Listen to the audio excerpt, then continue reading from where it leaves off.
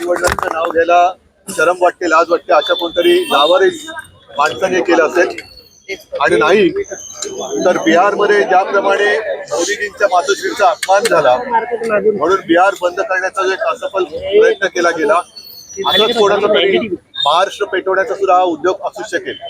तूर्त पोलीस या सगळ्या गोष्टीचा शोध घेत आहेत. आम्ही सगळ्यांना शांत राहायला सांगितलेलं आहे.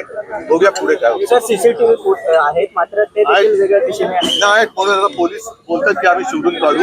बघू, पण मी पुन्हा सांगतो की दोनच वृत्ती किंवा दोनच प्रकारच्या व्यक्ती याच्यात असू शकतात की ज्यांना स्वतःच्या आई वडिलांचं नाव घ्यायला लाज लज्जा शरम वाटते, अशा कोणतरी बेवारस लावारिस व्यक्तीने केलं असेल, किंवा बिहारमध्ये ज्याप्रमाणे मोदीजींच्या मातोश्रींचा अपमान केला त्या ते निमित्त करून बिहार बंद करण्याचा जसा असफल प्रयत्न झाला तसा कदाचित महाराष्ट्र पेटवण्याचा आजचा प्रयत्न कोणाचा तरी असू शकतो.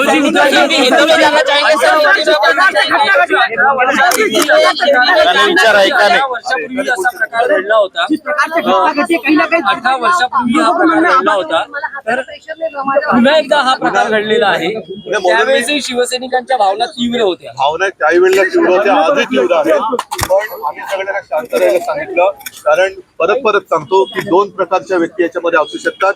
पुन्हा एकदा सांगतो की ज्याला आपल्या आई वडिलांचं नाव घ्यायला लाज वाटते की अरे काय म्हणजे शरम वाटते, अशा कोणतरी एका बेवारस माणसाने केलं असेल, किंवा जसं बिहारमध्ये मोदीजींच्या मातोश्रींचा अपमान केला म्हणून बिहार बंद करण्याचा जो असफल प्रयत्न केला गेला, तसा आज महाराष्ट्र पेटवण्याचा कोणाचा तरी प्रयत्न असू शकेल.